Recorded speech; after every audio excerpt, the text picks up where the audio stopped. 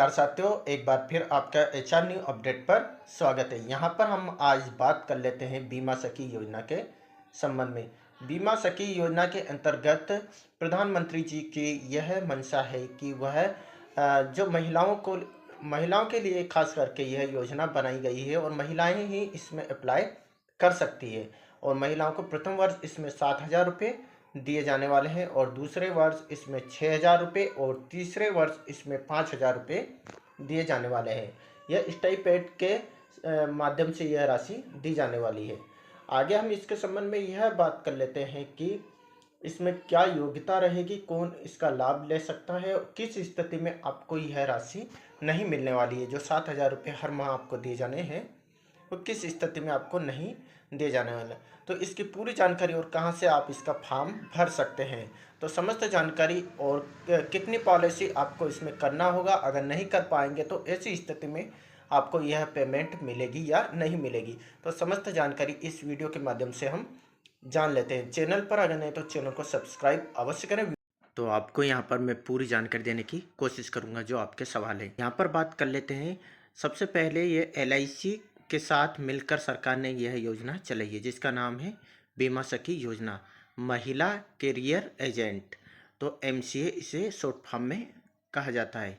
और यहाँ पर हम बात कर लेते हैं कि इसमें जो वजीफा आपको मिलेगा वह 3 वर्ष के लिए मिलेगा।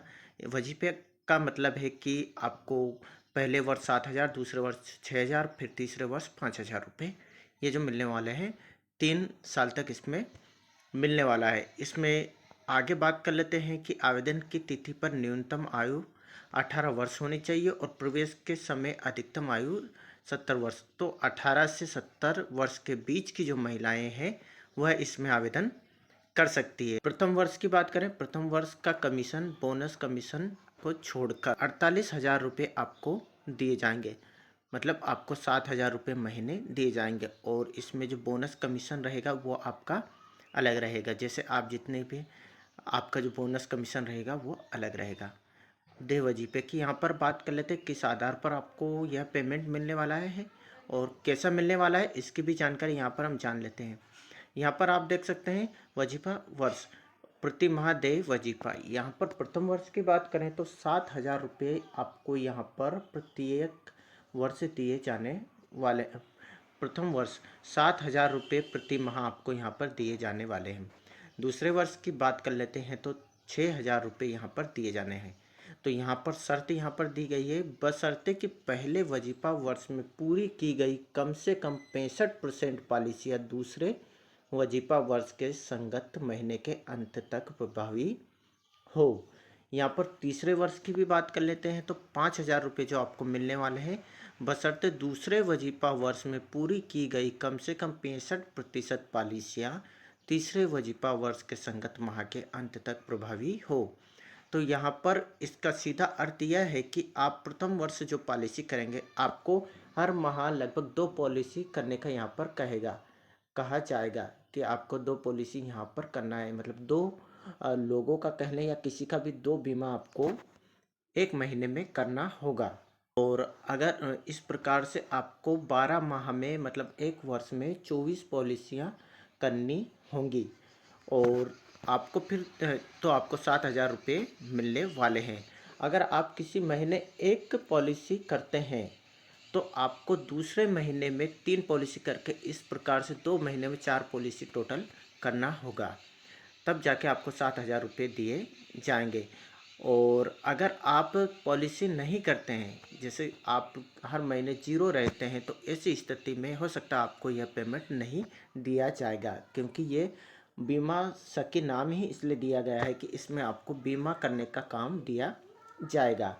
अब दूसरे वर्ष प्रथम वर्ष तो आपको 7,000 रुपये मिलेंगे, ठीक है, और लेकिन दूसरे वर्ष में 6,000 रुपये आपको इस शर्त पर दिए जाएंगे जो आपने पॉलिसी की है। अगर 24 पॉलिसी आपने की है तो उसका 65% मतलब लगभग 16 पॉलिसी आपके अगले साल के अंत तक भी प्रभावित होनी चाहिए। ऐसी स्थिति में आपको 6,000 रुपये मिले जाएंगे।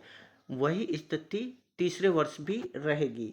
स्थिति तीसरे वर्ष भी आपकी रहेगी कि आपकी 65% जो पॉलिसी रहेगी वो अगले तीसरे साल भी चालू रहे। इस स्थिति में आपको 5,000 रुपये दिए जाएंगे। इस प्रकार से प्रथम वर्ष 7,000, दूसरे वर्ष 6,000, तीसरे वर्ष 5,000 रुपये दिए जाएंगे। आगे यहाँ पर हम बात कर लेते हैं, मौजूदा एजेंट या कर्मचारी के रिश्तेदार एमसीए के रूप में भर्ती होने के पात्र नहीं होंगे। आप सबसे पहले बात, जो भी मौजूदा एजेंट रहेंगे बीमा एलआईसी के या रिश्तेदार रहेंगे, वह इसमें पात्र नहीं होंगे। उदाहरण के रूप में परिवार का सदस्य नहीं होना चाहिए, पति पत्नी, गोद लिए गए सौतेले बच्चों से बच्चे आश्रित हो या नहीं, माता पिता, भाई बहन और सगे ससुराल वाले। इस प्रकार यह इस पॉलिसी में फॉर्म भरने के लिए योग्य नहीं होंगे। यहाँ पर निगम के सेवानिवृत्त कर्मचारी या पुनर्नियुक्ति चाहने वाले पूर्व एजेंट को एमसी योजना के अंतर्गत एजेंसी नहीं दी जाएगी। जो पूर्व में एजेंट रह चुके हैं, ऐसी स्थिति में इनको ये फॉर्म नहीं भर पाएंगे। यहाँ पर आवेदन पत्र के साथ नवीनतम पासपोर्ट आकार की तस्वीर अपलोड की जानी चाहिए। तो आप जब फॉर्म भरेंगे उस समय आपको एक नया पासपोर्ट साइज फ़ोटो होना अवश्य होना चाहिए अपलोड करने के लिए। आवेदन पत्र के साथ निम्नलिखित दस्तावेज संलग्न किए जाने चाहिए। आयु प्रमाण पत्र की स्वसत्यापित प्रति, मतलब आपको आपका जो भी जन्म संबंधित प्रमाण पत्र हो उसमें नीचे आपके फोटोकॉपी जो आप देंगे या लगाएंगे उसमें आपका हस्ताक्षर होना आवश्यक है अपलोड होने के लिए। पते का प्रमाण पत्र और उसमें भी स्वप्रमाणित आपका हस्ताक्षर होना चाहिए।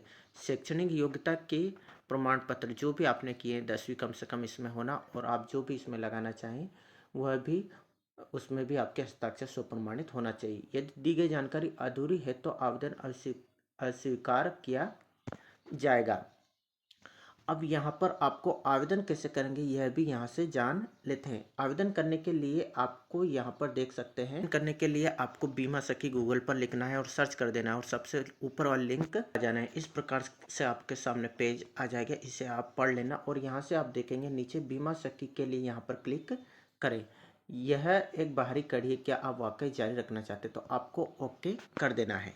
अभी किसी प्रकार का मैं फॉर्म नहीं भर रहा हूँ, लेकिन आपको यहाँ पर दिखा देता हूँ कि प्रथम पेज में आपको क्या करना है। यहाँ पर आपको नाम लिखना है, जेंडर और जैसे कि महिला रहेगी और इंडियन यहाँ पर लिखा हुआ आएगा। आपकी डेट ऑफ बर्थ भरना है, एंटर मोबाइल नंबर डाल देना है, ईमेल आईडी डाल देना है, एड्रेस डाल देना है, 1-2 पिन कोड डाल देना है और नीचे यहाँ पर आपको नो कर देना है। तो यस करोगे तो आप फॉर्म नहीं भर पाओगे और उसके बाद कैप्चा डाल के आपको यहाँ पर सबमिट वाले बटन पर क्लिक कर देना है। इस प्रकार से आप फॉर्म भरने की प्रोसेस कर सकते हैं। इसके बाद सबमिट करेंगे तो आपके सामने अगला पेज ओपन होगा, उसमें आपको अपने डॉक्यूमेंट्स अपलोड करने होंगे जैसे कि पासपोर्ट साइज फ़ोटो, एजुकेशन संबंधित।